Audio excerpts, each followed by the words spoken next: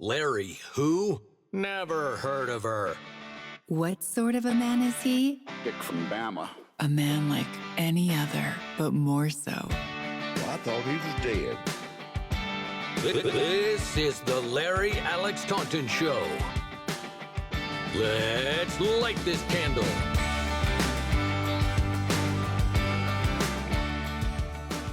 Welcome into the Larry Alex Taunton Show, your man in the field.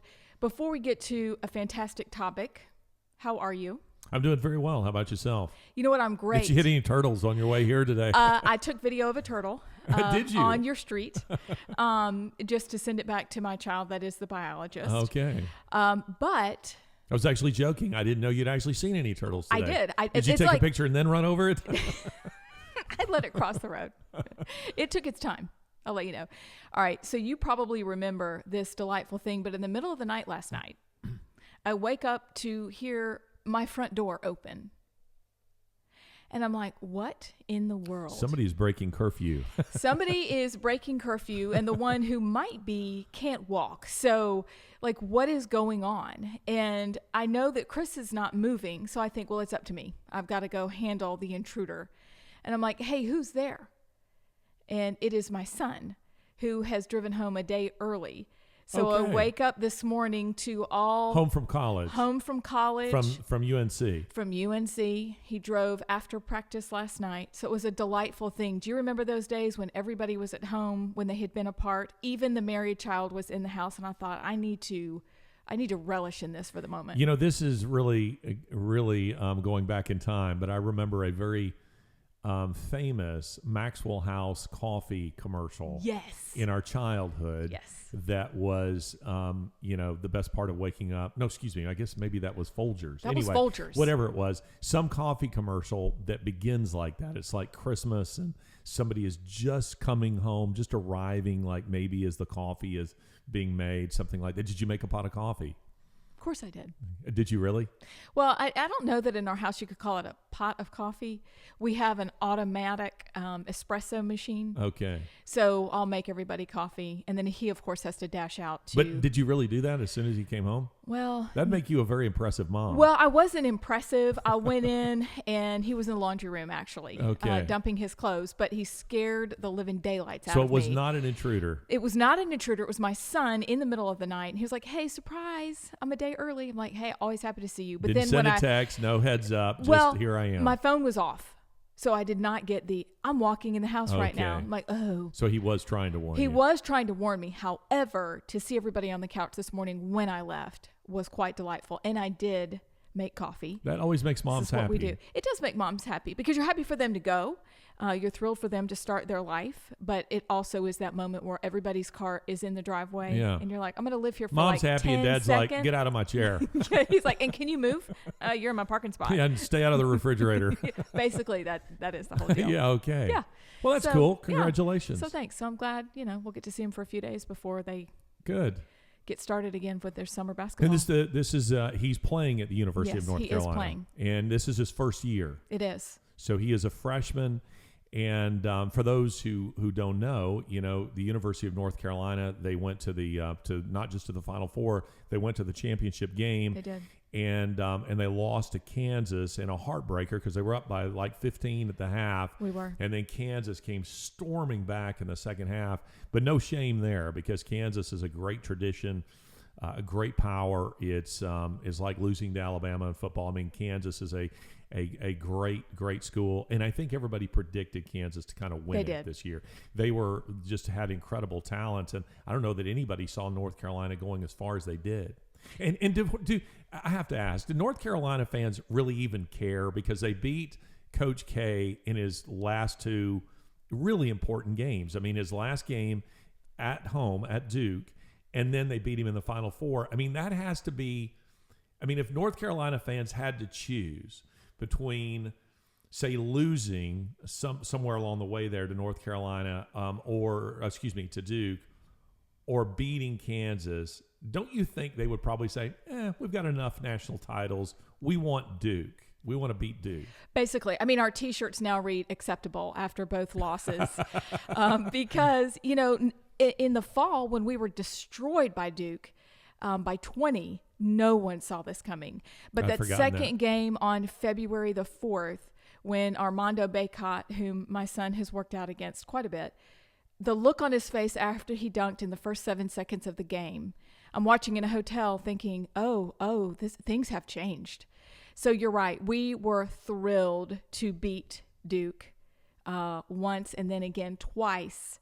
I don't think they saw that second time coming. I really don't. I mean, I'm thinking, would Auburn fans prefer to beat Nick Saban in his last game? Yes, please. Or win a national championship?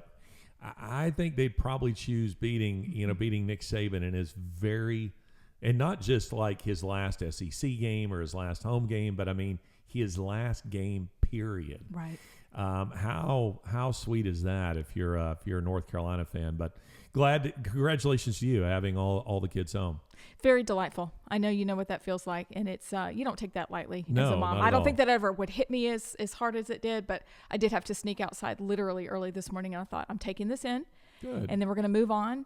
But I'm glad that they're home hanging out, because that doesn't happen, and they appreciate one another more because they're each on their own life journey. So, except little sister, who's like, y'all are in my space. Well, and they'll have expectations that you make them, all their favorites. It's true, which is kind of heavy because I don't have any food in my house right now. My father-in-law cracks me up. He says, I know that the kids are coming when Barb, his wife, he says, I begin to see the freezer is full of things that I like. He says, because she's not making this stuff for me. She's making it because she knows they're coming. Truth. So- Yes, which means I'll have to make some chocolate chip cookies this afternoon. Yeah, okay. Yeah, it's my job. Cool. It's what I do. Save me some hot ones. Okay, I will. I bring. don't like them after a couple of days, or even after a couple of hours. I like them right when they come out of the oven. So you're like That's the it. French with bread. Yes. Afternoon, it's trash. Afternoon. Forget it. I feel the same way though. Are you in the pursuit of the perfect chocolate chip cookie? I am always. Yeah. Always. There, you know what? I'm going to bring some, you guys, and we're going to try. Perfect. There's a bakery. You probably had them. They've, franchised this year, but every bakery that they have that I visited, because this is my job to visit bakeries and eat cookies, I'll bring them and we'll have a taste test. Now I want to begin the show a little differently. Before we plow into our main topic today, I want to go straight to ABS, Automatic Braking System, otherwise known as Amie Beth Shaver. Amie Beth, what is the thing that has you pumping the brakes this week? All right, so I found an article from the Federalist and came across it late last night, but it is this, because I still have a school-aged child, is that K-12 schools must allow boys into girls' private areas to obtain federal funds for lunches, breakfast, and snacks, the administration announced this month. And I'm wondering to myself, is this when the parents will revolt and say that we've had enough? I don't know, but I am infuriated by this news. I can't even wrap my brain around the idea that maybe we're a little less, in Alabama, we may be a little more insulated from this than in other states, but it's still happening, and they're tying, I think that they fed 30 million kids. This is a lot of money that they're holding up, saying you must do what we're telling you to do before we'll release those funds. That's unthinkable. It's quite diabolical, and I don't know what people will do about it. It'll be very interesting, but I think this is horrible, horrific news. Well, and it's what happens when you end up with an overpowered federal government. They're basically saying, think of this. They're basically saying, we're not going to give you back your money. Right. Until you do this perverse thing that we're telling you to do. Now, last night, because you know how when you pull up like Netflix now, it's kind of irritating. It immediately begins with a preview. Yes. Like you're not necessarily wanting sound, but it begins with it. But it must have worked because it began with a preview of Ricky Gervais, his some stand-up routine that he was doing. I'm not one to watch stand-up comedy routines. Like I've never been to see a stand-up comedian, and I don't know that I've ever watched, other than just, at the Oscars, or something like that. I ever watched like a show that's just about that. But last night, because of the jokes they were showing that he was telling, I thought, I'm going to watch a little bit of this, and I want to warn you that the language is quite rough, and Ricky Gervais makes it abundantly clear that he is a hardcore atheist. However, he begins by really going after the whole trans movement. Have you seen or read anything about this? Just a little bit, yeah. Well, he's been attacked by, everybody because of this. But one of the things he says, which is very funny, is he starts talking about old-fashioned women. He said, I'm talking about the ones without penises. And everybody, everyone just roars. And he says, I mean, think of this. They want to tell you that they should come into your bathrooms. That they should come into your bathrooms. And he says, in the moment you say, we only want women in here without penises, he says nobody saw that coming. And you're immediately shouted down. And one of the points that he made was, I didn't know this, but apparently Liam Neeson got into huge trouble over some film release or something, some interview he did. And he said something that I don't even remember what Ricky Gervais said it was, but he says there's this effort to cancel him. And then he says there's an effort to cancel Kevin Hart because somebody digs up a 10-year-old tweet. He said, if you're one of these people that wants to cancel somebody for something they said, years ago, you're just ensuring the fact that you will be canceled for something you're saying right now, because none of us knew 10 years ago what mob was going to be dominant and say what we couldn't say. He said, I mean, what's the likelihood that you will find an old tweet of mine that says, I really prefer women without penises that I wrote 10 years ago? He said, none of us saw that coming. But this is where we are in the world. And as it relates to the bathrooms that you're talking about, I mean, Ricky Gervais was just skewering, quite rightly, all of this because it's a complete absurdity. But again, it's the effort to invade your space and to pervert it. That's right. What these people are about. Well, and you think about what happened, for example, in Loudoun County, Virginia this year, with a young man attacking women at 2 different schools in their bathroom. He felt like he identified as a woman and then went on to sexually assault those women. Well, it's happening in prisons, too. Right? I mean, it is, you're right. It's unthinkable that this is where it all ended up and that you are shamed for questioning they're tying their money to young children's lunches. You can't get your lunch money if you do not do what we're asking you to do. As a mother, as a parent, it's outrageous. And parents absolutely must fight back against this. I mean, I cannot imagine. I've got a granddaughter on the way, and I can't imagine that if she was a 5-year-old and she was attending a local school, that they would allow little boys and say, this little 5-year-old boy feels like a girl today, and so he can come into the bathroom with you. Yeah, I have to say, Shania Twain's I Feel Like a Woman just hits different these days. It just hits different. It does. Do you remember the old, it was like a Toyota commercial, maybe 20 years ago, and that song comes on, all these guys are in a 4-wheel drive, they're riding along, and one of the guys starts singing it, and all the other guys, turn and look at him like, hey, chill, what's wrong? They would never play that commercial today. And the commercial was funny. It was funny. It was a good commercial. It was appropriate, even though I can't remember which automobile was being promoted in it. But whenever I'm wondering how many stations even have the guts to play that anymore. On Feel Just Like a Woman. I mean, with Shania Twain it worked, but now you have perverse elements in our culture who are not women who want to say that they are, and they want access to your bathrooms. That is when I read that, I thought this is the ABS for the week. Yeah, it's an awfully good one to hit the brakes on. Well, I think it causes parents to wake up. They're already wide awake because of, I think, really kicked off with COVID and masking and health issues with families. But this is something that parents need to investigate all across the country and figure out where their school stands, where their school board of education stands, and what they can do to fight against it. Well, and I listen. We had recently this school shooting.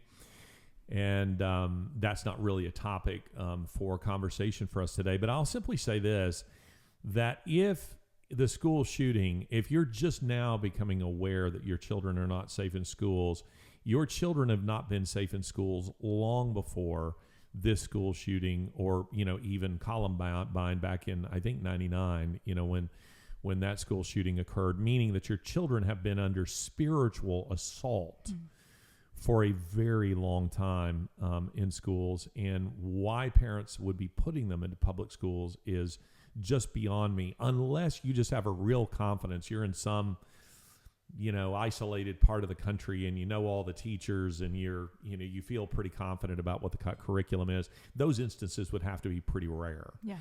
And again, I point out the fact, I've said this on an earlier show, but it's worth repeating. The public schools that I went to as a kid, and if there's any breakdown in my logic, I just simply have to say I went to a public school. So, but the public schools that I went to as a child are comparable to the Christian schools of today. I was required to learn the Lord's Prayer in public school. We said the Pledge of Allegiance. I was taught about Jesus. We prayed in school, in public school. This was quite common in these days. I was not taught, some kind of virulent atheism in public schools. I was taught boys are boys and girls are girls, and you act like a gentleman. These kinds of things. And it's not to say, by the way, that public schools were idyllic in my childhood. They certainly were not. And I'm a huge proponent of either really excellent private schools or homeschooling. I'm just simply saying that there has been a massive evolution in public schools. And if parents have the visual in their head of their own days, they just don't have a clue what's going on. And I think and you've written about this before, but it is very hard to talk to people about education and about school, because they do believe that it is the school where they grew up, and it is not. And there are, I feel like, a little bit in some areas of Alabama that I know of, you are insulated a little bit because parents do know the teachers, but that's not normal. Yeah. But I've talked to Chris about his growing up experience. It was the same thing. He went to a very large public high school, moment of silence, prayer, Jesus. It was very similar to the way I grew up, and I grew up at a Christian school. Yeah. But I think we have to become acquainted about what's actually happening. Yeah, I agree with you. Intentionally read their textbooks, know their teachers, and even because I've had a little bit of experience with Christian school and our older children, they are slipping some of an ideology that would trouble parents if they knew what was there and if they knew what to look for. You have to be very intentional about where they are and what they're learning and who is teaching them and 100%. What you hope to get out of it. Yeah, I've learned, Amie Beth, there are 4 things that you cannot criticize. Oh, do tell. I have 4 things that if you criticize, in my experience, among Christians, this will get the biggest reaction from them. I could insult their wives and not get near the reaction that I get on these 4 topics. You can't criticize their church. You can't criticize the school where they send their children. You can't criticize their football team. And you cannot criticize the Greek system, sororities or fraternities. You can't question any of that. It's so funny. Yes. I remember, this has probably been a decade ago, but I wrote something, it's just kind of a throwaway comment about the Greek system and what I thought were some real problems with that. And data seems to bear that out. And man, I got some of the most vicious responses to that. People, so defensive because they just loved as adults, they're still kind of living in that, fraternity or sorority, the basking in the glory days of that. And people take very personally, their choices about a church or schools. And I don't feel like they should take that personally, because you may be talking about problems with theology or, critical race theory in a public school. But I've decided that people see that as an attack on their own personal choices. Now, that may not be your intention. It's the way they read it. And so it's hard to have a real thoughtful conversation about that. To speak of public schools in the problems with public schools these days doesn't attract near the same level of fire as that it used to. But have I gotten strong responses to stuff like that? And sometimes I wish people, save the same kind of passion they have in defending their football team or something that they have to defending, their Lord and Savior. But, it is what it is. Amen to that. Wow. So the Greek system, that's what we didn't, Chris did, I didn't, but he deactivated his senior year of college. He didn't have time. But that's very interesting because I know nothing about it. Our girls do not participate. So it's kind of like belonging to Facebook. You deactivate it. Okay. And then after 14 days, it's no longer in effect. No longer, it doesn't matter. But you can't learn about what they discussed in their chapter meetings and whatnot. Okay. But I could see that here in the Southland, people would be very. I think it's much bigger in the South. It's huge. It's everything, and there are schools that girls that I know choose based on their Greek life and their Greek system. That. And I've it didn't seen that. even occur to me that I would participate in anything like that. But I'm told, in order to make friends, rather than what we did, go up, hi, my name is, do you want to study together? Apparently there's a whole thing. There's apparently So more apparently to that. now I've just put myself in the eye of the storm. As Expect far as that's those concerned. emails. She's Amie Beth Shaver on Twitter. You can reach her there. Thank you. You're welcome. I'm a mom. It's okay. You can't scare me.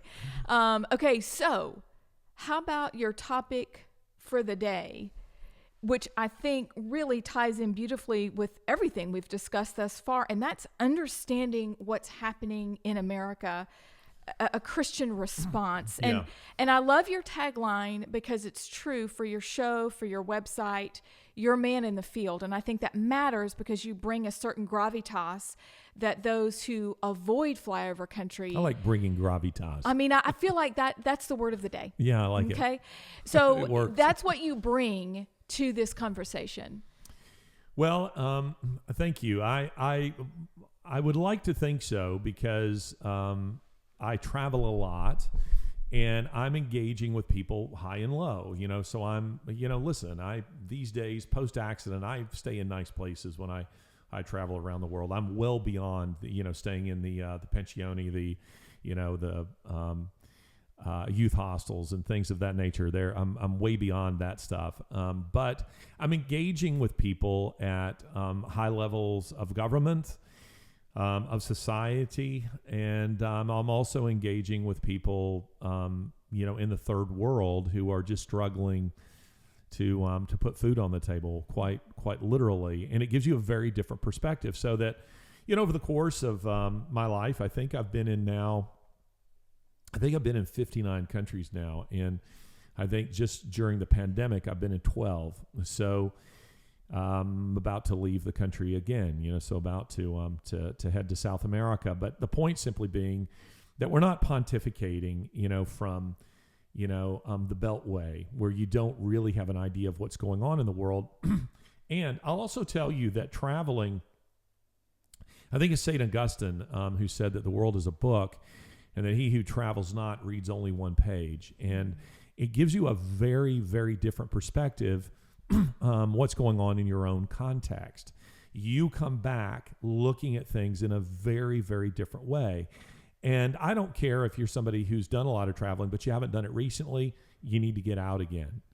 Because of some of the opinions that I'm seeing spouted by both conservatives, liberals, radicals on social media, excuse me, speak for a moment while I wet my whistle. Well, you know what? I agree. We travel with our children, and I think it is very important to give them that context and understanding that this is what the world really looks like, not just in a book, not just on TV, but it absolutely dramatically changed their person. Yeah, in a big way. Yeah, absolutely. And I think that what it does, if you're traveling recently, in the last, couple of years, the world has changed massively. And the pandemic has knocked, as I've said this has not been new with me. I have pointed this out that, most of the world lives well below the poverty line of what we would define as the poverty line. And many of them depend heavily on, service industries. And when the pandemic shut all that stuff down, the cure was infinitely worse than the thing that we were trying to solve, trying to save people from. infinitely worse. And so, anyway, when it comes to understanding what's going on in America, one of the things that helps you is to see what's happening in other parts of the world, and I've certainly been able to do that. So you wrote this article, and it was, I had to read it a couple times because there's so much good in here, but you introduce it by asking the question that there's an evil logic behind the riots, the flag burning, statue toppling, and it's not just America that's under attack. Correct. It's the Christian faith that's under assault. So start there with the things that feel like they're most urgent in that assault. Well, we have a little video that we've put out on YouTube that's called Understanding Socialism and Marxism. You can find it on YouTube. It's got nifty little visual effects and so on that will help you. But one of the illustrations that I use in that video is of the game Jenga, where you're stacking all these blocks and you're getting higher and higher.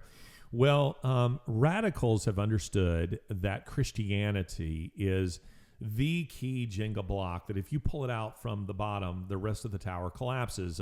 At about roughly the same time that I was publishing The Grace Effect, where I was making this argument, a Harvard historian who I believe is an atheist, and I think he's married to Ayaan Hirsi Ali, who is also an atheist, who is an very interesting woman.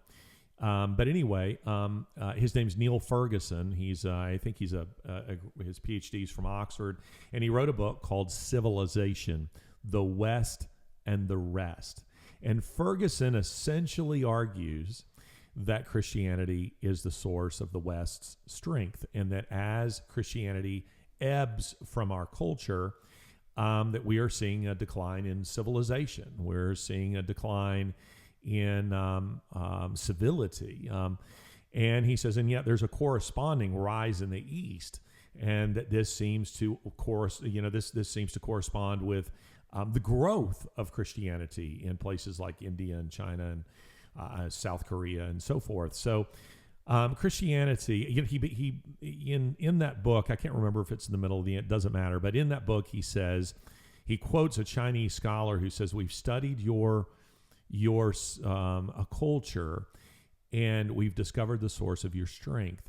It is Christianity. So Marxists understand they have to destroy it. We've just gone from the ABS of bathrooms, forcing. Is it because they think that there are transgender people all over the place? Of course there aren't, and I don't even accept that as a legitimate category. Right. But let's just suppose that we do accept it. Are those people all over the place? Are they actually wanting to go? The answer to that is no. The idea is to rub your face. What we know are your values. We want to offend you with it. It's the way the left is with abortion. We know that you hold in red states. I wrote a piece for USA Today in which I argued this. The issue for the left isn't just abortion. It isn't really even chiefly about abortion. It's that I, as a radical, know that you as a Christian believe that all life is sacred, and I'm going to rub your face in it. I'm going to take what you think is so important. I want to offend you. I hate you so much that I want to destroy it in front of you. This is who they are. Right. And if you ever had any doubts about this, if you are paying attention to anything right now, you know that this is the case. That's what they want to do. Is it because all these people are wanting to have abortions? It isn't. They don't care about the rights of women. It doesn't have anything to do with that. It has to do with an assault on the Christian faith, assault on the sanctity of life, the ability to say, like a Roman emperor, thumbs up or thumbs down. I can say thumbs up to this child or thumbs down to this child. I can kill it or I can let it live. That's what this is about. And so it is with transgender bathrooms and all that kind of stuff. We know that most people don't hold to this. We're going to offend you with it. We're going to put it in your face. We're going to put this crap in all of our Disney children's movies. This is what we're about. So hopefully people are picking up on that. But that's part of the logic that's going on here. It is an assault on the Christian faith and the values of the Christian faith. We want to desecrate it. Why is it so hard for Christians to see that? I think it has a lot to do with the fact, this, by the way, is another reason to leave the country, because you begin to have a different perspective on American Christianity, particularly American evangelicalism, which is very feminine. Listen, I love the feminine. I like the feminine in my life, in the right place and in the right time and in the right lane. I don't like it in my men. I don't like it in seeing it in where it is. There's no balance in the culture. That there's a lack of. It isn't necessarily that. It isn't that you're seeking to drive one or the other out of society. It's that there must be a balance, right? I mean, at some point, did Jesus have characteristics? Boy, we do this all the time. It's like a bomb. But I think maybe we should take a break. What do you say? Let's take a break and we'll revisit. This is the Larry Alex Taunton Show. Okay, so welcome back into the Larry Alex Taunton Show. Just FYI, I'm terrible at watching time. I was dialed into what you were saying, and I think it's important, but just please understand. I'll do a better job. Just want you to know that. It's not a problem, and the reality is we have clocks all over the place, and here we have timers all over the place. I like this little one just because I think it's cool. Well, I want one of those, so I'm going to have to order one. I think it's cool. So along with the cool flashlight. It's now become almost a tradition then in our third episode together to have something that sounds like a bomb, that's going off. So, I think that just is the way we roll. Okay, cool. Well, I'm glad. I just needed to get that out there in case somebody said, Amie Beth. Yeah, I'm aware. I'm aware of my shortcomings. There are many. Trust me. So I asked you at the break, right before it, why it was so hard to see faith under assault and the feminine influence. And I don't want any of that to get taken out of context because what you have to say about it is very important. So could you start there and then move forward? Yeah, I think that we have a less muscular Christianity. And that's one of the reasons why I feel like there's been such a poor Christian response to this, because we have emphasized the feminine, what we might call the feminine qualities of Jesus.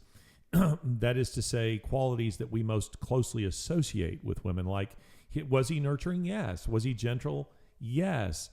Was he loving? Yes. But we've done that over and against to the detriment of his masculine qualities. Again, qualities that we would most associate with him. Doesn't mean to say there aren't women who have these qualities, but his strength, his courage. Jesus was confrontational.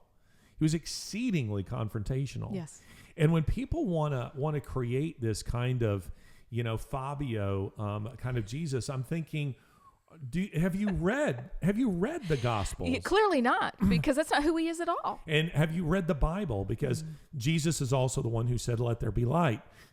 So I don't know what the problem is with my voice today, but this is Aslan. I mean, this is the God who's not to be trifled with. And, traveling around the world, you encounter a different kind of Christianity. Not always is it a better kind of Christianity, but I will tell you that in context, like let's say the Christians I've met in China, the Christians I've met in Vietnam, the Christians that I have encountered in Africa, theirs is a more muscular, a more robust kind of Christianity because there's no social benefit to saying you're a Christian. There is still, where the two of us live here in the American South, there remains, for not much longer, but there remains a social benefit to, being at church, networking for your job. Politicians who are running for office might like to have, commercials that show them standing outside their church, talking with their pastor, holding a Bible in their hand, singing in the choir. Those days are rapidly coming to an end, but they still exist. We're still there. And so there's no benefit in countries where people are being persecuted, to a kind of mamby-pamby kind of Christian. Either you believe it or you don't. And if you believe it, you're going to suffer for it. So you better believe it.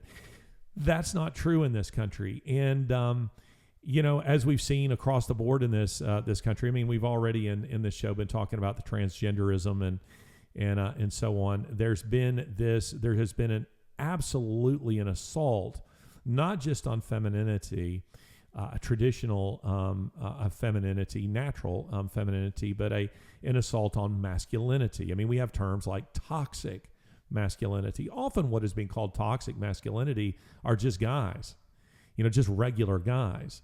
Not guys breaking the law, not guys doing anything, lewd or ridiculous. Just guys being guys. It's deemed to be toxic, to be a guy, to be a male, and so all of this has polluted the Christian faith in a big way. And the result is that when it comes to the things that are happening in our country, we're not equipped to see it. So you made a helpful analogy with a Shakespearean play, Othello. And I loved the language that you used about, this character. Why don't you talk about this character? Iago sidling up. Yeah. I loved that because it was a great visual, because I think it helps us understand exactly how this has happened. Iago is a real demonic character in Shakespeare's Othello, and that's because Iago is devious. He's clever. He pretends to be your friend while pouring just poison into your brain, and where you begin believing it. And in the story of Othello, Othello is convinced by Iago of the unfaithfulness of his beautiful wife, Desdemona, I think. And I'm trying to remember, is it Desdemona? Yeah, I'm pretty sure it's Desdemona. It's been years since I've read it. And he is convinced little by little by his good friend Othello that she is duplicitous, that she's pretending to be one thing when she's another, that she is in fact working against him, and he kills her. And it's only after he kills her that he realizes her innocence, that Othello was so naive that he acted on this. This is what's happening in the church. I was talking to an Old Testament scholar a couple of days ago, and we were talking about Marxism in the church, intersectionality, issues that we're on a bit of a role in addressing here. I feel very passionate about this because people need to get this. They need to understand what this is and what it looks like, and hence the previous episode where we are addressing what intersectionality looks like when you put that template over the Bible. Yes. And you're addressing an issue like, did David rape Bathsheba? Now, you can arrive at that interpretation without the use of Marxism, but that's not how most are arriving there. They're arriving there through a Marxist interpretation of Scripture. Anyway, in talking with this Old Testament scholar, I said, we were both in agreement that so many of the enemies of the church, of the Christian faith, in decades past have been declared enemies, obvious enemies. They're atheists, the new atheists, who are very open about the fact that they're enemies of the Bible, enemies of God, that they are enemies of the Christian faith, because they say we don't believe any of that nonsense, and we reject it all. Kind of like Ricky Gervais in this, the stand-up routine. That's the position he takes. And there have been other enemies, but now that this Marxism by another name, intersectionality, cultural Marxism, it's Iago-like. It pretends to be on your side. It reminds me of a guy, Bart Ehrman. He's a guy that we did a debate with at the University of North Carolina. Some of you will know who he is. I don't know if he is now, but he was for a time there. He was the distinguished scholar of, like New Testament studies or something like that. And here he is teaching a subject for which he feels disdain. Here's a guy who says, I was an evangelical, I believed in all, now I reject it, now I'm an agnostic. And he kind of comes up to you and puts his arm around you as an evangelical and says, I used to believe all that you believe. I'm one of you. but I now reject all of this for this reason. And it's insidious. I mean, that's the word I keep coming to. It is absolutely insidious. Well, this is what intersectionality does. This is what Marxism does in the church, because it claims to be a lot of things that on the surface sound, I'll say Christian-y, not actually Christian. That's Christian-y, Christianish. Yes. How about that? Yes. Christianish. It's not actually Christian, but it sounds Christian. And if your knowledge of Christianity or your notions, your own Christian faith is what I will call sentimental Christianity, not actually rooted in Scripture, not actually rooted in the Word, not actually rooted in the person of Jesus Christ, but rather is rooted in Christianish ideas, I can very easily, if I'm the Marxist, manipulate you into thinking that what I'm promoting is what you believe. So that I say to you, you know, Amie Beth, in Iago-like terms, you know, was whispering into your ear, Amie Beth, don't you believe in justice? Don't you believe in equality? Don't you believe in fairness? Don't you believe in love? Don't you believe in helping the poor? Your answer to all of those things is going to be, you know, affirmative. You're going to say yes, that you do. But at bottom, what I'm promoting is none of that. It may be that I believe that it's promoting that, but it isn't now. You know, I think we have to give a little bit of a pass to the first generation of Marxists. You know, those who came along in the 1880s, the 1890s, you know, even as late as the Russian Revolution in 1917, because it had never been tried in a country before, you see? So it might have been much more seductive then, because you were talking about an idea that had no history. So it looked better. It could, you understand what I mean? I do. I mean, I'm selling you an electric car that you've never driven, and I tell you it'll get 1,000 miles to the gallon. It sounds appealing. There's never been one on the market. No one's ever seen this. There's no Carfax history on this. There's no Motor Trend review. It just is there, and it looks good. But that's not where we are now. Now we're, you know, a century and a half on, and we have lots of history. And this is an ideology that has killed no less than 125 million people. So we know that now. So there's no excuse anymore to say, well, I didn't know. And we're dealing with people who are so incredibly ignorant and arrogant. Yes. I mean, imagine the arrogance of thinking, you know, your husband's a physician. To me, it's like somebody saying to Chris, listen, I know that you don't have a high opinion of bloodletters, but the previous generations of bloodletters didn't do it right. We know that this is the way to cure all ailments.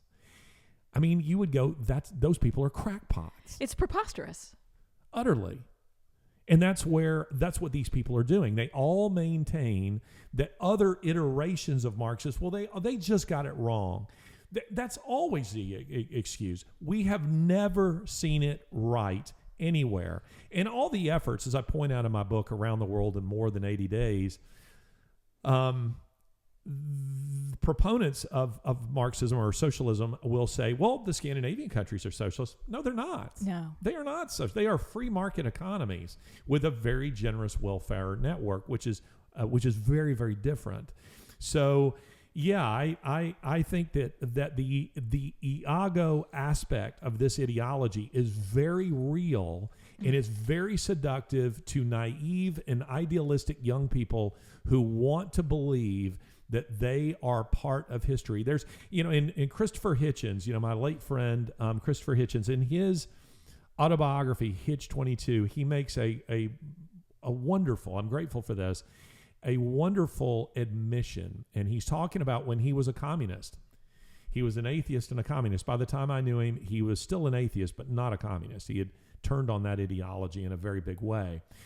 And he says that as a young, you know, Oxford student where, you know, communism, socialism, Marxism was very, very popular at the time in places like Oxford and Cambridge. And he says, this is almost a direct quotation. He says, there's something very seductive and intoxicating about thinking that you are linked to the engine of history, that you are on the cutting edge of history, and that you are part of changing it. That's what these people who are throwing Molotov cocktails, in our streets, this is what they believe. They believe they're agents of change. They're going to bring about a new society. What they don't know is that they're pawns in a larger game, and they're being used, as young people are always used, as the end of the spear, as the shock troops, and then they're rapidly discarded. So let's talk about that game. Okay. Because I love and enjoyed your article so much, because it helps equip those very people with an understanding of how this game is played. Okay. Starting with dividing and conquering. Well, let me go back to a question you actually asked me earlier that I didn't answer, and that is you were asking me about, that all these things that are happening in the culture that seem to be unrelated, but they are related. Let me first dispense with that, because I was talking about this with my mom yesterday over coffee. She was saying, gosh, all these things that are happening, it feels like our society has just come completely off the rails, and that everything is going bonkers and crazy. I mean, like the transgender issue that you have going on here, like what Disney is doing in cartoons, like what you're seeing with lockdowns and supply chain issues and election rigging, and you name it. It's just disruption across the board. All of them are related. That is to say that if you're trying to make the tumblers line up on that, you're using the wrong key, it's not going to make any sense to you. You're not going to be able to make these things fit together. But if you use the Marxist key, they all make sense. Yes. And that's because cultural Marxism is about the disruption of your social order. They want to disrupt. Now, Marxist regimes, they want total order, total control. They don't have so somebody say, well, I look at Marxist countries, they're not about the disruption. No, that's part of that's the path to seizing power. We disrupt your social order. We destroy your social order. This is what Solzhenitsyn said. We destroy your social order by disrupting your social order, and that makes it easier for us to gain power. So that, think about it from this point of view. You and I are old enough. We're both Gen X, and I think you're Gen X, right? You're a little younger than me. Yes. So we're both Gen X. And millennials, the generation just behind us, our kids, at least my kids, they fall into the category of millennials, which is like mid-20s, I think now, and then mid-20s and younger is Gen Z. Millennials are mostly still old enough to remember social order. They remember social order. Gen Z, some of them on the younger end of that, take my granddaughter, for instance, she will have no memory of a stable world if this doesn't change soon. That's what Marxists want. So the stability in our society, I was walking through a beautiful little neighborhood in Birmingham yesterday, and everything was so orderly, and there are golf carts around, and the keys are in them, and there's just this kind of assumption within this community that everything is orderly, and that people are trustworthy, and that they don't really have to worry. What Marxists want to do is disrupt that social order so that you're not left with that, anymore. Hopefully that's making sense. And so that those of us who can recall stability, the generation that's coming on, they will have no memory of that. Thus, they're much easier, to manipulate. They're used to an unstable world, an unstable society, as opposed to the society that you and I inherited, from the generations before us. And let me just throw this in. The baby boomer generation is absolutely the worst generation that ever hit this country. I'm not saying that every baby boomer is, but this is the generation that gave us Nancy Pelosi, that gave us Hillary Clinton, that gave us Bill Clinton, that gave us Joe Biden, that gave us all of these people. And wow, what a train wreck that generation, whose high point was Woodstock. I mean, that should tell you. That should tell you something about the greatest generation. They won 2 world wars and put man on the moon. Right. I mean, that's what they did. The ones who followed them up were ne'er-do-wells. But anyway, the thing that connects all this together is Marxist disruption. We want to invade your space. So you think your bathrooms are safe? We're going to invade that space. You think NFL football is safe? We're going to invade that space. You think that your club that's just men only or women only, we're going to invade that space.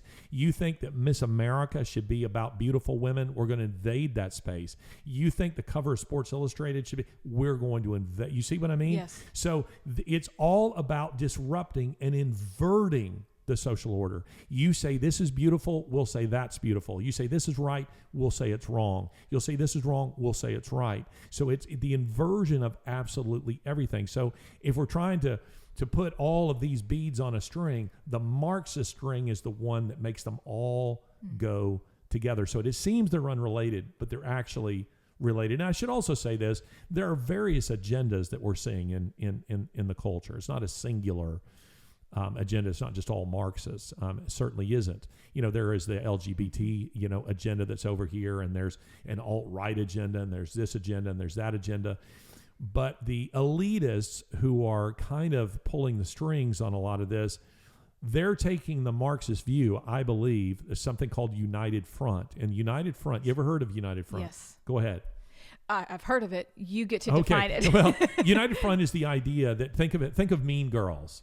Think of the idea is that there's a group of us, and you're the strongest. So I unite with these people to destroy you, and then the next most dominant, I unite with everybody else to destroy them, and then I destroy each and this is what Stalin did. This was the idea. This is what the Bolsheviks did. They united with other. Marxism is just a brand of socialism. Yes. Okay, so not all socialists are Marxists, and but Marxism itself had different strains within it, and so the Bolsheviks were just one party. There were a multitude of parties in Russia. Well, the Bolsheviks, who were a minority, in fact, their name means minority party. They united with other parties to destroy their chief rivals until then there was one. And this is what Stalin did, after the death of Lenin in 1924, I think, is he has slowly eliminated all of his enemies through something called United Front. So we're seeing something like that right now. Are all Marxists all into the LGBTQ? No, they're not, but they're happy to use such people if they're useful to them. And those people who are attacking the Christian faith, they're happy to use them because the enemy of my enemy is my friend. So that's part of what's going on here. But you'd ask me another question. Well, I did, but I think the way that you just framed it with the beads on the string and the Marxism is what keeps it all together. Then you also then begin to understand they must divide and conquer. Yes, they do. They must do it that way. Yep, and this is Satan's methodology. I mean, this is what you're seeing in various denominations. Right now, you see it in ministries, you see it in churches, divide and conquer. Let's turn believers against each other. Let's turn them against each other with innuendo, with rumor, with gossip, with maybe real things, maybe real sin, real failure, but where there's no forgiveness. Let's turn them against each other. This is Satan's, I think, most powerful tool in his arsenal, is to turn people against each other. Which dovetails perfectly into this idea that they must then create scapegoats in this line of thinking, which is very hard for people to understand that's what's happening because they don't think that way. I'm reminded of the verse that says that we're to be as wise as serpents, as shrewd as a serpent, but as gentle as a dove. So as I was reading through your article, that was one of the things that struck out to me was, and to take every thought captive, because I think that's helpful in addressing what's going on in America, culturally speaking. But this idea of making scapegoats. Yeah. I love what Roy Medvedev. He's a Russian historian, long dead, I think, but he wrote a book called, among others, called "Let History Judge," and it's about Stalinism. And he says that every despot seeking to build the cult of personality must have a scapegoat. So it is the pattern, for instance, of those who would seize power, and this is what we're seeing. We must create villains. So for Adolf Hitler, it was the Jews. They're the problems. And see, this works because people want to believe their own failures are not their fault. This is the beauty, the evil genius of intersectionality. I'm not responsible for my own failures. It's someone else who's oppressing me. That mentality appeals to our sinful nature to not take ownership of our own failures. It's not to say there aren't genuine victims. There certainly are, but we don't have a society of victims. There are very few victims, very few genuine victims. And so this works when you tell people they're your problem. Aha, well, that's why I'm not succeeding in business or didn't get that scholarship or that raise or that promotion. Somebody else's fault. Stalin did it by saying that it was the kulaks, that is to say, the wealthy peasants. I mean, imagine a contradiction in terms for you right there. But those who were a little bit more capitalistic in their thinking and who were trying to be more than just subsistence farmers, they're the ones that we have to eliminate. Or the Trotskyists, or they also persecuted the Jews. They persecuted Christians. So again, we have to find enemies. And it's a never-ending search for enemies. We have to always be creating enemies. You're just going on and on and on. Well, you're seeing Democrats right now, actually not just Democrats, I would say radical leftists throughout the Western world are dehumanizing, demonizing, quote-unquote, far right. I mean, what is being labeled the far right these days is absurd.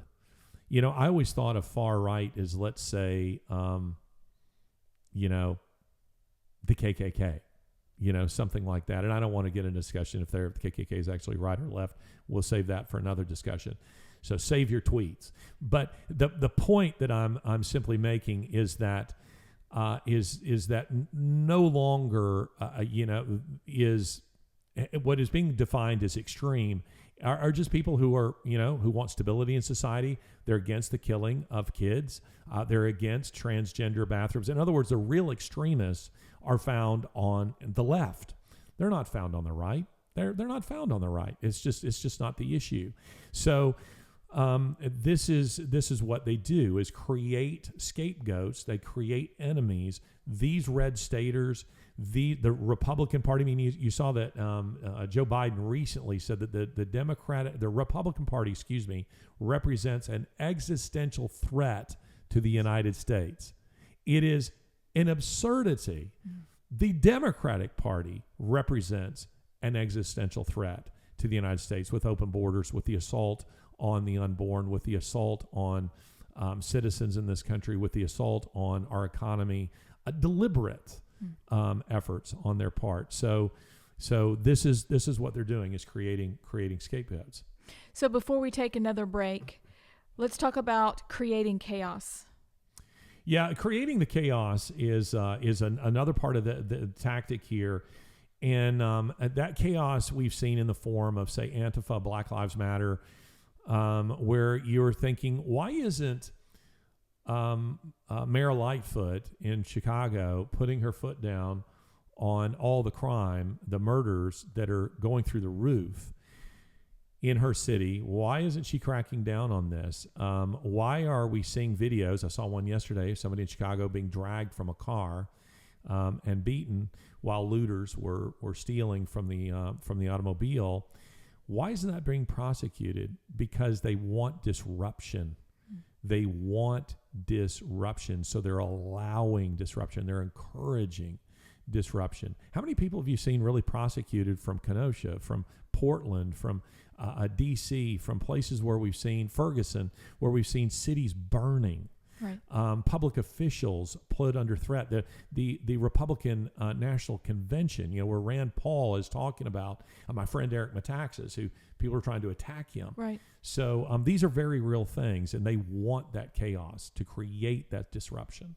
So let's pause right there, take a break, and then we'll finish with a fascinating article.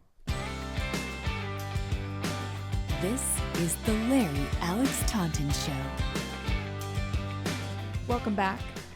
So, Larry, there's a great point that you've made, and it's in reference to making a movement out of what is going on, and we can see that happening in the United States.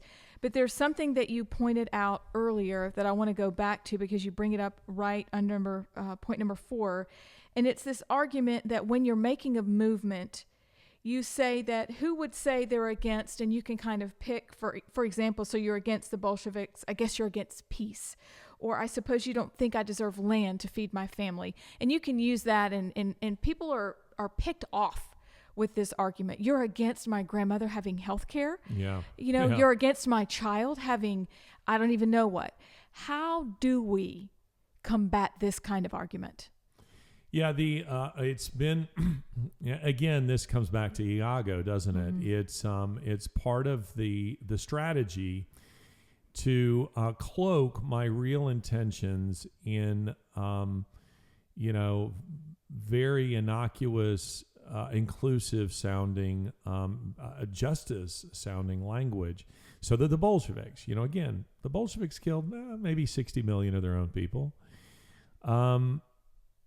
Their slogan was peace, bread, and land. Who could be against peace, bread, and land? They were saying, the peasants deserve, we want an end to the war, because this was during World War I.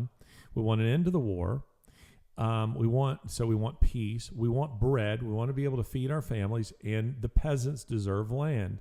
Those were all real issues at the time. So that theme resonated with people. What they didn't know was, however bad they thought the czars were, what replaced them was infinitely worse, you see. So they didn't understand the motivations. Their desires were being weaponized and used against them with a slogan like that: peace, bread, land. I mean, Hitler gained power by they had very clever propaganda. They took pictures of all of these disabled veterans, her begging in the streets, and put them on posters to depict, look at this.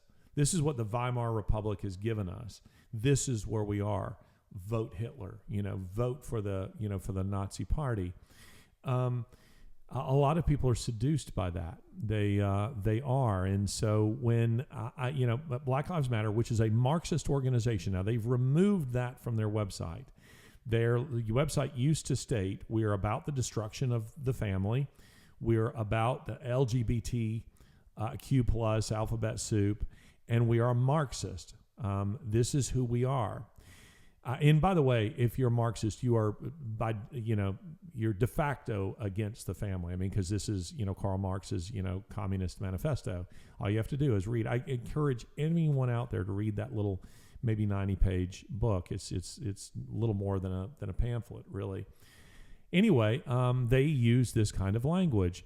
Black Lives Matter. So immediately they're putting you on the defensive, because if you oppose them, are you saying that Black lives don't matter? You're a racist. So that is how they're couching it just immediately. It's the "when did you stop beating your wife" routine. So so they make it a movement by hijacking your moral sensibilities, so that, and again, I keep using the analogy of a laser pointer with a cat. I can direct a cat endlessly with a laser pointer. It will just paw at whatever I point that thing on, the wall, the floor, you name it. It will chase after it. And the engineers of quote unquote social justice, they know that they can do this. They're very effective at directing an ignorant mass of people who are going to paw at whatever they tell them to paw at. Ukraine, paw. Yes. People who couldn't point at it on a map, never been there, don't know a thing about it, but now they're all Ukraine. Black Lives Matter, they're going to go in on that.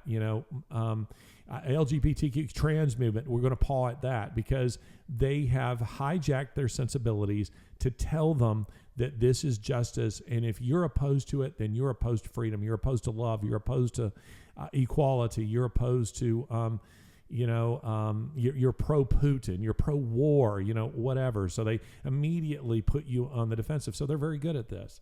So are we lost to this because in a way we used to emphasize rhetoric, logic, and to a degree it feels like because we've lost that in our schools today, people are entranced by this and they're drawn in. Could that perhaps be part of the issue? Yeah, I think so. And listen, these tactics only work in a marginally Christian society. These tactics would never work in China or Iran or Saudi Arabia because they would just shoot you in the head. So they wouldn't fall for this. But in a Christian context, I weaponize your guilt. So we've talked about this before, your sense of guilt about something because you're rich or because you're white or because you're, American or because in my case, not you, because I'm a male, or whatever. So they weaponize that against you and say you owe something. Now, again, if I have what I call a sentimental Christianity, not real Christianity, but my values are Christian-ish, that tactic will work because I'll go, oh gosh, I guess you're right. I guess I do owe. I guess I really am an awful person. What can I do? Mm-hmm. But again, in a society that doesn't hold to that view, I mean, for instance, if you take Islam, Orthodox Islam, they would say, yes, we believe women are second-class citizens. You're not going to make me feel guilty about that. You are. You're just a sex object. You're just there to use when I want to use. That's all that you exist for, women. That you see what I mean? You could never weaponize that against them. Well, gosh, you really mistreat non-Muslims. Yes, well, I'm commanded to do so. Next, so that kind of strategy only works in a marginally Christian society. So how about this? What about the political trash talk that you bring up? Yeah, have you ever you've seen trash talk? I mean, you're a sports fan, right? How does that work? What does that look like? Oh my gosh. I mean, on the basketball court, I ask my son or I've asked Chris, what are y'all saying to each other? He's like, oh, we are trash talking. I was like, but I can't see your mouth moving. He said, trust me, Mom. And he's like, not that I can repeat on the air. But yes, just trash talking each other, using each other's emotions against one another, trying to get a cheap shot off of somebody because they're off balance. That's like a completely mom female perspective. I get it. So yeah, I you can see tell that be me what upsetting when you're saying that. You read the lips. I mean, it happened once in front of my husband's uncle, who did introduce us. Thank you, John. Will was trash talking, but we heard him. We heard the boys in general, and I'm like, oh, okay, so this is what's happening out there. Yeah. Yeah, I think very funny. This is very old school, but Ahmad Rashad, who was a receiver for the Minnesota Vikings, many moons ago, but he talked about Lester Hayes, who was, I think it was Lester Hayes. No, Mike Haynes, who was Lester Hayes was too, but Mike Haynes, who was a defensive back for the Oakland Raiders, and he said we were both, we were friends, and he said that Mike Haynes would trash talk me right and left. And he said, I'd go up to catch a pass, and he would knock the crap out of me. I'd be laying on the ground, and then he would say, so, how are the wife and kids? He'd help me up off the ground. Say, yep. You guys available for dinner next Friday night? Yeah, okay. See ya. And he said, and then that we'd line up, and again, it would start all over again. So this is trash talk. But as it relates to what we're talking about here, I use that language because most people know what trash talk is. Yes. If you're any kind of sports fan, you see it all the time, in any kind of game, whether it's Tom Brady, mouthing off to, an opponent, or it's LeBron James, or, any other sport, just about that you care to name. I suppose, perhaps golf is too gentlemanly. You don't, as a rule, see that. But we saw some trash talk, by the way, about a week ago between, you know what I'm going to say? Yes. Who? Oh, wait. You remember, gone out of my head, Jimbo Fisher and it's Nick Saban. And Nick Saban. Yes. There was some serious trash talk going on there. I mean, something. maybe the most personal trash talk I've ever seen. I don't know that I've ever seen it get as bad as that did. No. But I do like to say that my guy Nick Saban handled himself very professionally in that whole exchange. But anyway, all of that said, when I'm talking about political trash talk, we have been used to the world that the two of us grew up in. We're used to this idea of A, free speech, which they don't hold to, and B, that you get a hearing. I listen to you, you listen to me. Fixed Point Foundation, the organization that I direct, was founded on this principle. I know this because I founded it. So this is what we were about. We will listen to what the atheists have to say, or the Muslims, or the pro-gay marriage, or whatever it is, whatever the topic is. We will have a free and open exchange of ideas. I'm a big believer in that. In other words, I'm happy to listen to the people who are in favor of intersectionality. Glad to hear them, but I want to have my say too. Mm-hmm. I want people on my side to be able to respond to that. Well, that's not what they believe. So a lot of their rules, their ideas, and he's not the one who invented them. It's just Marxism in general. But a lot of their ideas come from a book by a man named Saul Alinsky, Alinsky. Saul Alinsky, who wrote a book called Rules for Radicals, and deeply influenced, by the way, Barack Obama and Hillary Clinton. And his book is at least partially dedicated to Lucifer. He says that that Lucifer, that is Satan, who was the first rebel. So I mean that immediately gives you some idea of what this book is about. And Alinsky says this, and I quote, "Ridicule is man's most powerful weapon. Mm-hmm. It is almost impossible to counterattack." So rather than me listening to you, I'm going to ridicule you. I'm going to interrupt. I'm going to make noise. I'm going to do everything I can to keep you from being able to say anything, because I don't want you to be able to say anything. This idea is what drives, Twitter suppression of, free speech. It's what Facebook. It's what we're seeing the left do in a very big way, and it's shocking to Americans because we believe in fair play. We just sort of assume that everybody believes in fair play, that even the people, who we don't agree with, that they agree, because we heard them say it for so long, right? Oh, yes, they promised. Yes, this is what they're about. Well, they're not about that. They are about the acquisition of power at all cost. And you will understand nothing about what's happening in the culture if you don't know that first. It is about power. No matter how we get there, ends justify means. And if I can shout you down, I can shut you off of, let's just take, for example, whether you voted for Trump, whether you like Trump, whatever you think about Trump. Let's think about what the left did when he was running for president. And while he was president, we now know beyond the shadow of a doubt that the FBI, the Hillary Clinton campaign, were involved in what should send them all to jail. Right. It was they knew it was dishonest to push that Donald Trump was involved in a collusion with Putin and the Russian government to seize the American election. We know this is complete nonsense. But this was pushed for at least 2 years by people like David French, to my knowledge, yes, who have never apologized for it. So we know that they did that. We also know that they did their best to disrupt every single thing that he was doing.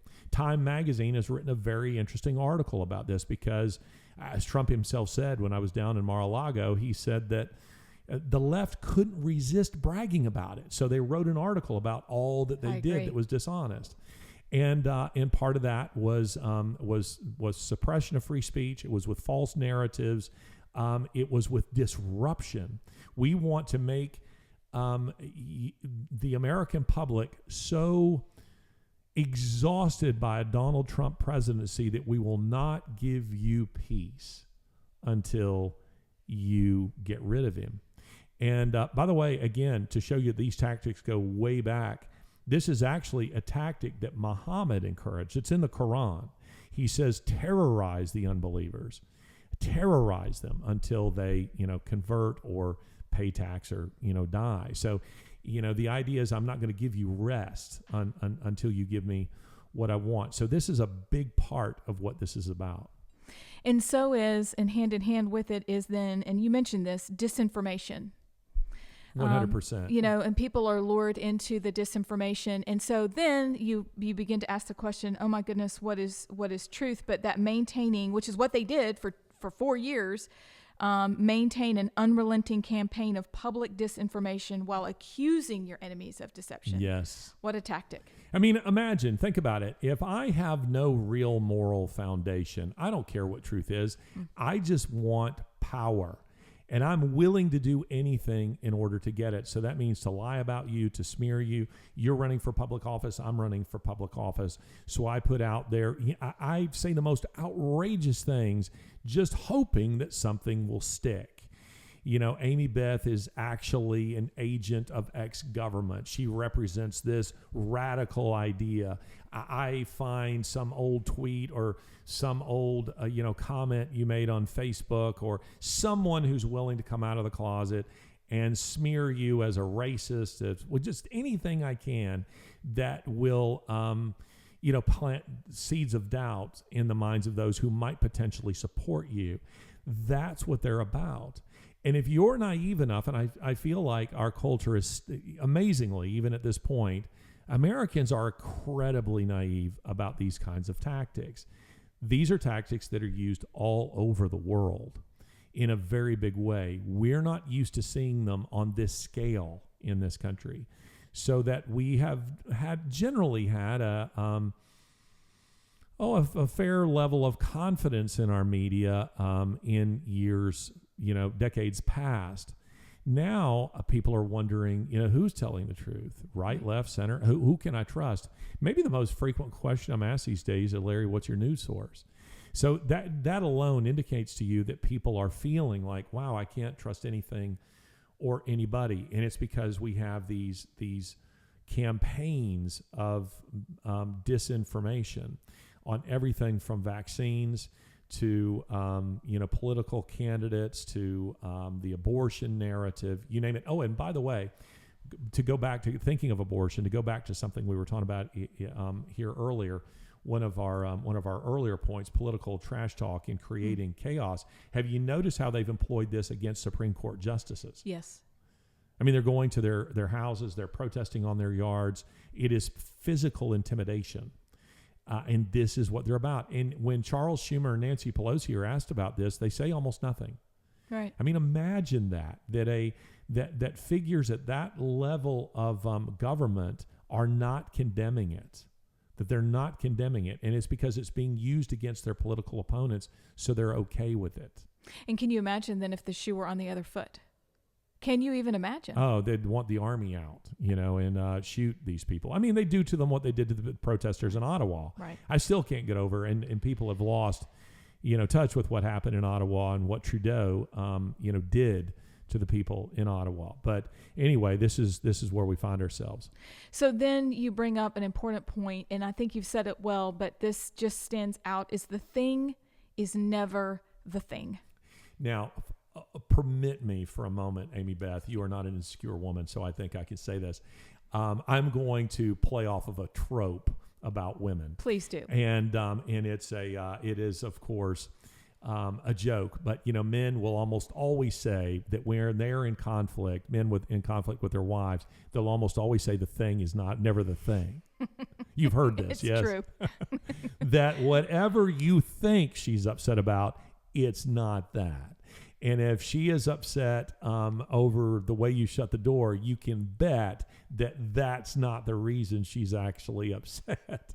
That the thing is never the thing. So again, I'm joking here, but the idea in this, as it relates to Marxists, is they're willing to hijack absolutely anything to use it against you. So you're thinking, for instance, when they're toppling statues, that it's about race. Right.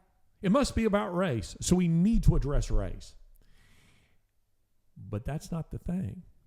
And then you're Beth Moore and you think the issue is white supremacy. So you start tweeting on white supremacy, but it isn't about white supremacy. They don't believe white supremacy. They're not buying into that. Right. It's about George Floyd because George Floyd was killed. They're upset. Yesterday, Barack Obama was tweeting about George Floyd. You keep thinking that it's something else, that it's about racial equality, it's about sexual equality, it's none of those things. It's about power. Yes. It's about keeping you constantly responding to me. You know, I play a lot of chess, or used to. I don't these days, but I used to. And in growing up and in college, I played a ton of chess. And, you know, part of, you know, just a basic principle of chess is to make your opponent constantly have to respond to you. It's be true in basketball. It'd be true in football. The idea is that I'm setting the tempo and you're never able to implement your strategy because I'm constantly making you react. You have to react to me. I move this piece and put your queen in check. Dang, I was going to do this, but I can't. Now I got to move my queen. I then move again. Excuse me, to put your king in check, not your queen in check. Put your king in check. Again, I'm forcing you to move. This is a piece you were going to move somewhere else, but now you have to move it into a defensive posture. The idea of cultural Marxism is to continually disrupting to make you think this is the issue or that's the issue or that's the issue. It's just making you respond, I'm about power. I want power. And so when we begin to finally understand all of these tenets of what Marxism is about, leading to seizing power, then as a believer, what are we to do? What do we, once we see it, and I hope that people cannot unsee it, what do we do? Well, I think one of the things that we can do is this kind of gets back to this question of, you know, whether or not Christians, I see that Andy Stanley has come out, well, I haven't read it, but I've heard about it. Andy Stanley has come out with a book that he's basically arguing that Christians need to stay out of politics. You know, I don't read that in my Bibles. I believe in a God who, you know, in the words of, suddenly his name has gone straight out of my head, but, oh goodness. Anyway, the statesman who is also a theologian, his name has gone straight. Yes, Abraham Kuyper. Thank you very much. From the control room there, we have an answer that has come down, and it is Abraham Kuyper, who said, there's not 1 square inch of human existence that Jesus doesn't point to and say, that was mine. By the way, I occasionally forget things because I did bounce off a windshield. So that's just the ways that things sometimes are. I don't see you know, thinking of life as a pie chart. You know, I've said this before. There's not some area of life that Jesus says, I don't have anything to say about that. You know, when it comes to marriage, I don't have anything to do with that. Politics don't have anything to do with that. Race, I have nothing to do with that. We as Christians, I want to be very clear. I don't believe that the Republican Party or any party is a means of salvation. I don't believe that. I believe that, or a means of actual hope. My hope is in the person of Jesus Christ alone. Jesus Christ alone. But I believe that a part of my calling as a Christian is the defense of the weak, the helpless, the poor. And when you're seeing the hijacking of power like this, and that the political fallout is the annihilation of the unborn, it is the annihilation of the rule of law, and replacing it with something that's so insidious as some kind of Marxist agenda, I have to oppose that with every fiber of my being. I mean, you know, again, my father was a soldier who fought Marxists in 2 wars. The least I can do is fight it domestically. We as Christians, we have to recognize this for what it is, because it is demonic. Let me underscore that. It is demonic. So the people like Andy Stanley, perhaps, again, I've not read the book, but I've read summaries, that, so I don't want to offer a full commentary on it and attribute opinions to him that he may not hold. But it is my understanding, at least, there are many Christians who are of the view that we don't get involved in political things. And they think that's very Christian. I think it's cowardly. It just feels cowardly to me. And it also feels to me like it's a way of punting and letting myself off the hook. In other words, that idea does appeal to me because it means I just go sit on my dock and, sip some sweet tea with lemon and, enjoy the view and not worry about it. And then I can, whenever I feel any pangs of conscience that I ought to be doing something, I can reassure myself, no, this is the Christian thing to do, to not be involved in any of this. If you knew, let me put the question, let me put it like this. It's the eve of the Russian Revolution. You know history. You know what's going to happen. You know millions are going to die. You know what the Bolsheviks stand for. Do you oppose them, or do you say to yourself, the Christian thing to do here would be to stay out of politics? Oh my gosh, you'd try to save everyone that you could, without question. Absolutely.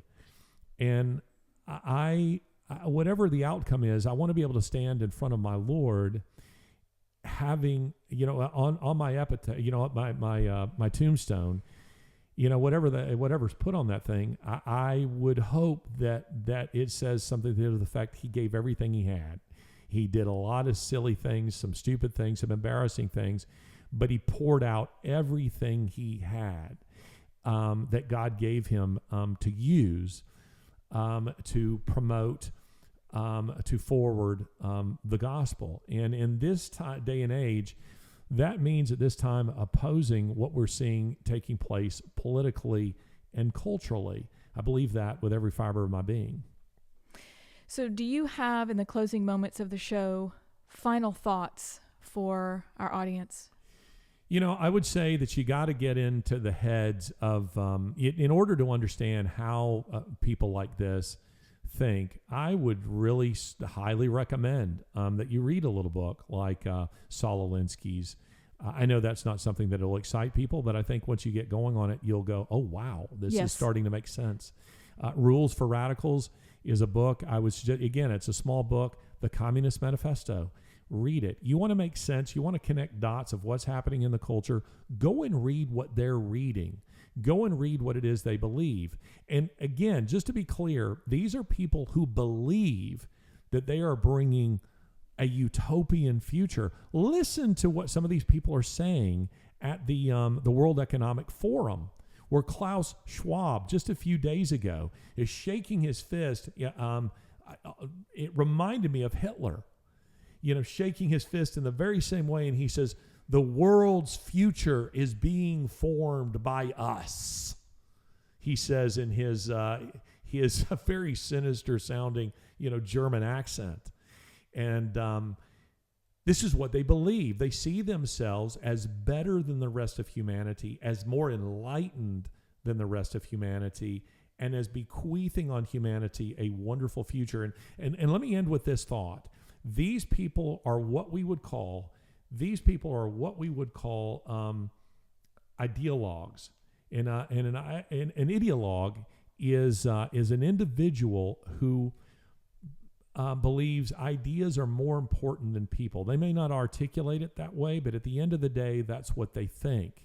So that I love humanity in the general, not in the specific.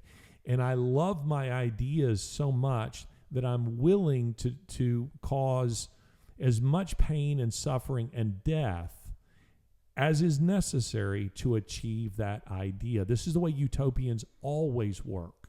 So that, for instance, the World Economic Forum put out, I believe it was the World Economic Forum, had an interesting little ad that ran at the height of the pandemic. And you talk about people who are tone deaf and totally unaware of what's going on with real people in the world. It was a little video, Amie Beth, that was showing like a drone going over empty streets and interstates and highways and quiet towns and so on. And it says, look at what's happening in our world and how the world is healing from the plague of humanity. Because of the lockdowns, the earth the earth is experiencing a renaissance. And they immediately started taking that down because I think people started attacking them. I was one of them, where you're going, are you this tone deaf? That you're celebrating lockdowns and how wonderful this. But see, if you're an ideologue and you worship the environment and you don't care about people, that's the way you see it. It's just the antithesis of the gospel. Well, isn't it? And that's where a lot of Christians aren't seeing. So what we want to encourage our listeners to do then for the Larry Alex Taunton Show is to make sure that you sign up so that you do not miss episodes like this on LarryAlexTaunton.com. You can give us 5-star reviews on Apple Podcast. And BeanPod or Podbean or something like that. Podbean, from the control room. We're going I to just don't like that name. It's kind of an odd name, but you know what? No one's going to forget it now. But I love saying it. 5-star reviews, share it with your friends, sign up for your Rumble, newsletter, Rumbles, YouTube. Why not? All the places. You find it everywhere. You'll find it everywhere, but this has been the latest edition of the Larry Alex Taunton Show. Thank you for tuning in. We will see you next time. Adios. Turn out the lights. The party's over. They say that all. Ladies and gentlemen, we are grateful for the standing ovation, but there will be no encore for today's performance. Please exit the building in an orderly fashion. Thank you. Honey, can we leave now?